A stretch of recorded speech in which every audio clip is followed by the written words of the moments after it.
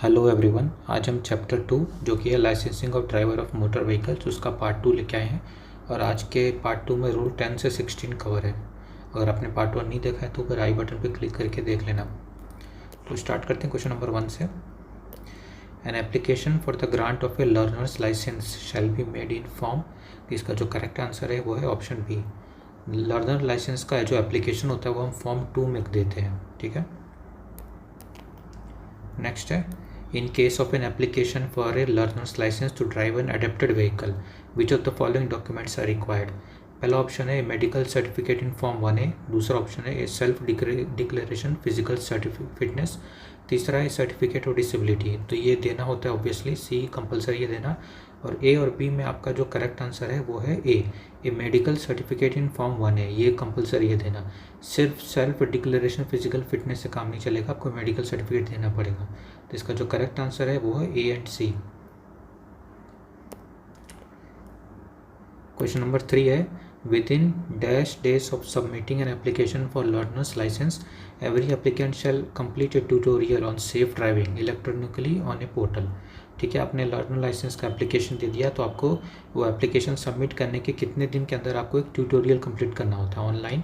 आप अपने लैपटॉप से लॉगिन कर सकते हो या फिर कोई फैसिलिटेशन सेंटर, मतलब जो गवर्नमेंट प्रोवाइड करती है कोई ऐसा सेंटर जहाँ पे आप जाके पढ़ सकते हो। तो ये आपको करना पड़ता है, वो कोर्स आपको 7 दिन के अंदर है। ठीक है, इसका आंसर है 7 डेज़। विदिन 7 डेज़ आपके एप्लीकेशन देने के बाद आपको वो कोर्स कंप्लीट करना पड़ेगा, ट्यूटोरियल जो होता है सेफ ड्राइविंग पे। नेक्स्ट है after undertaking the tutorial on safe driving every applicant shall undertake a test within dash days of submitting an application for learners licence electronically on portal. तो अभी हम लोगों ने ऊपर देखा कि आपने लर्नर लाइसेंस का एप्लीकेशन दे दिया तो उसके एप्लीकेशन देने के 7 दिन के अंदर आपको वो सेफ ड्राइविंग पे ट्यूटोरियल देना पड़ेगा। अब उसके बाद आपको जो एक ऑनलाइन टेस्ट देना पड़ेगा लर्नर्स लाइसेंस के लिए, वो टेस्ट में आप पास हो गए तो आपको जाके लर्नर्स लाइसेंस मिलेगा। तो वो टेस्ट भी आपको 7 दिन के अंदर ही देना होता है। तो मतलब आपने पहले एप्लीकेशन सबमिट किया लर्नर्स लाइसेंस का और आपको 7 दिन का गैप मिलता है। ठीक है, 7 दिन का गैप मिलता है। इस 7 दिन में आपको ट्यूटोरियल भी कंप्लीट करना है, ट्यूटोरियल प्लस आपको टेस्ट भी देना है। ठीक है, प्लस आपको टेस्ट भी देना है। ठीक है, 7 दिन के अंदर आपको ट्यूटोरियल भी कंप्लीट करना है सेफ ड्राइविंग पे, प्लस आपको टेस्ट भी देना है एप्लीकेशन सबमिट करने के 7 दिन के अंदर। ये बात आप याद रखना। ऐसा नहीं है कि आपने ट्यूटोरियल दे दिया उसके बाद आपको 7 दिन एक्स्ट्रा मिलेगा आपको टेस्ट देने के लिए, नहीं। एप्लीकेशन देने के 7 दिन के अंदर ही आपको ट्यूटोरियल प्लस टेस्ट दोनों कंप्लीट करना है, ये बात आप याद रखना।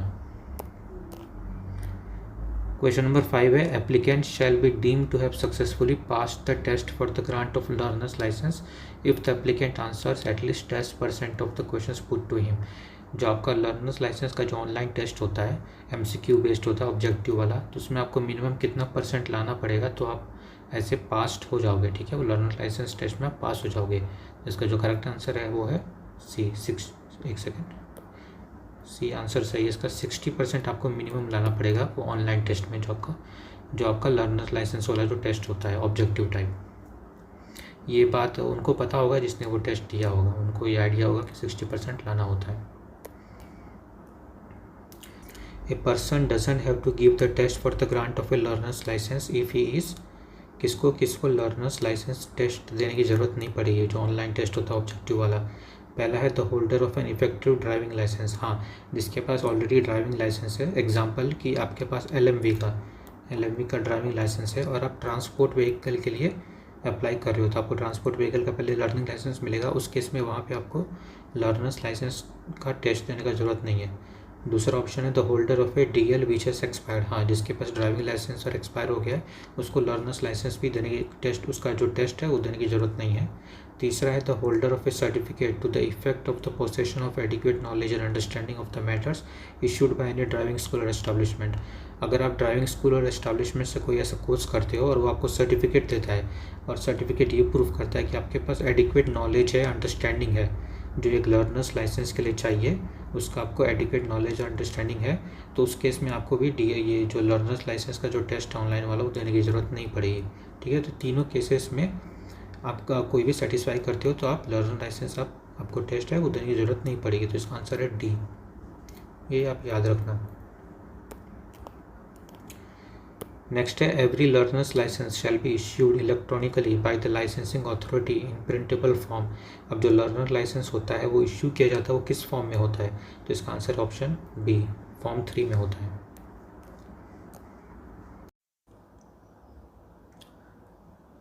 नेक्स्ट है question number 8, an application for a driving licence shall be made in form. तो इसका सिंपल आंसर है option C. Application of driving licence जो होता है हम लोग फॉर्म 4 में करते हैं, जैसे एप्लीकेशन फॉर लर्नर्स लाइसेंस हम लोग फॉर्म 2 में करते हैं और इश्यू वो होता है फॉर्म 3 में।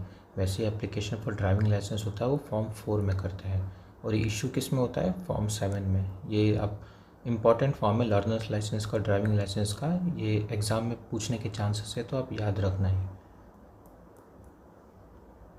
नेक्स्ट क्वेश्चन नंबर 9 है no person shall appear for the test of competence to drive unless he has held a learner's licence for a period of at least. अब आप डीएल टेस्ट होता है ड्राइविंग लाइसेंस के लिए जो आप टेस्ट देते हो गाड़ी चला के, तो आप कब दे सकते हो, जब तक आपको मिनिमम जो आपका लर्नर्स लाइसेंस वो कितने दिन तक मिनिमम आपको रखना पड़ेगा, तो इसका आंसर है सी। आप लर्नर्स लाइसेंस के लिए अप्लाई करते हो, टेस्ट देते हो, पास हो जाते हो, आपको लर्नर्स लाइसेंस मिल जाता है, तो एटलीस्ट आपको 30 डेज़ तक वो लर्नर लाइसेंस रखना पड़ेगा। 30 डेज़ के बाद ही आप डीएल टेस्ट दे सकते हो, ड्राइविंग लाइसेंस का टेस्ट। ठीक है, ये इंपॉर्टेंट है, बहुत याद रखना। मिनिमम 30 डेज़ आपको रखना ही पड़ता है लर्नर्स लाइसेंस, उसके बाद ही आप डीएल टेस्ट दे सकते हो। और यहाँ पे एक और बात लिखी है कि this is not valid for the test of competence required for renewal of driving licence.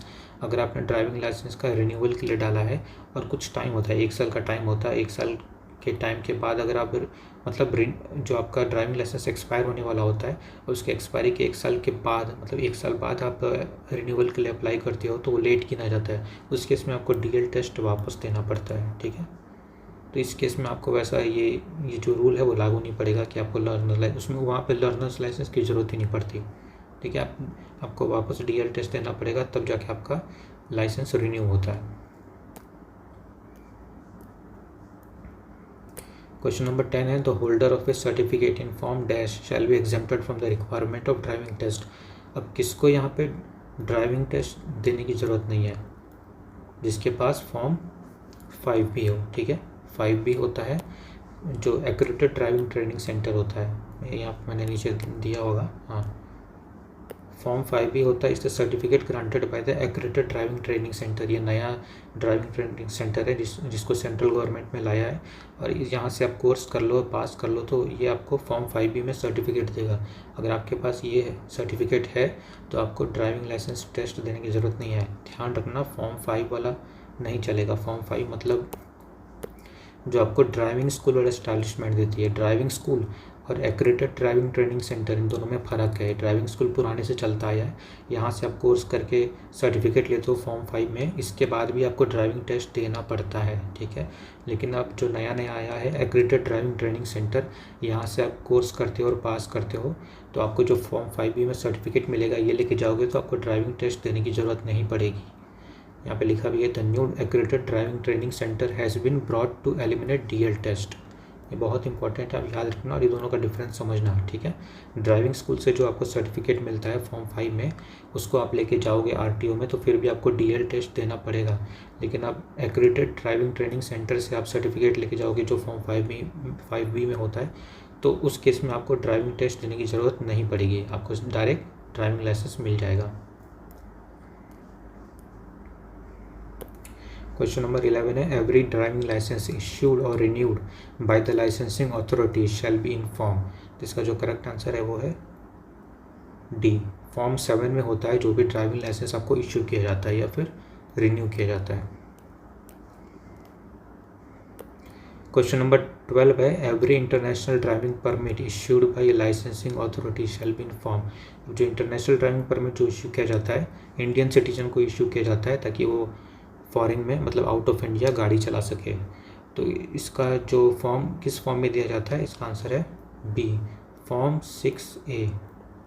Important है, याद रखना। इंटरनेशनल ड्राइविंग परमिट का जो फॉर्म होता है वो फॉर्म 6A में इश्यू किया जाता है।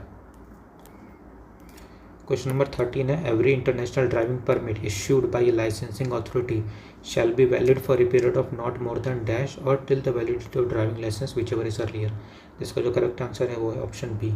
जो इंटरनेशनल ड्राइविंग परमिट जो आपको इश्यू किया जाता है उसकी जो वैलिडिटी मैक्सिमम वैलिडिटी होती है वो 1 ईयर होती है, या फिर जो आपका ओरिजिनल ड्राइविंग लाइसेंस है उसके वैलिडिटी तक, मतलब अगर वो 1 साल से पहले एक्सपायर हो जा रही है तब तक वैलिडिटी होगी, वरना वो 1 साल तक वैलिड है।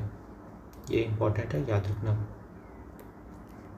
ओरिजिनल ड्राइविंग लाइसेंस मतलब यहाँ पे जो आपको इंडिया का जो लाइसेंस है ना, इंडियन लाइसेंस, उसकी बात कर रहा है। क्वेश्चन नंबर 14 है और आज का ये लास्ट क्वेश्चन है, एवरी ड्राइविंग लाइसेंस इश्यूड और renewed by licensing authority to drive an e rickshaw और e cart shall be valid for a period of not more than और till the validity of driving licence whichever is earlier. जो e rickshaw और e cart का जो driving licence आपको issue होता है उसकी जो वैलिडिटी है वो मैक्सिमम वैलिडिटी है 3 ईयर्स की, या फिर जो आपका जो ओरिजिनल ड्राइविंग लाइसेंस है नॉर्मल वाला उसकी वैलिडिटी तक जो पहले ख़त्म हो। ठीक है, ये कंडीशन आप याद रखना, मैक्सिमम वैलिडिटी है 3 ईयर्स, या फिर जो आपकी नॉर्मल ड्राइविंग लाइसेंस की वैलिडिटी है जो पहले ख़त्म हो। ठीक है, तो ये आज का बस इतना ही है, कुछ 14 क्वेश्चंस थे। आपको अच्छा लगा तो प्लीज़ लाइक शेयर और सब्सक्राइब कर देना, और नेक्स्ट लेक्चर में मैं जल्दी लाऊंगा। So that's all and thanks for watching.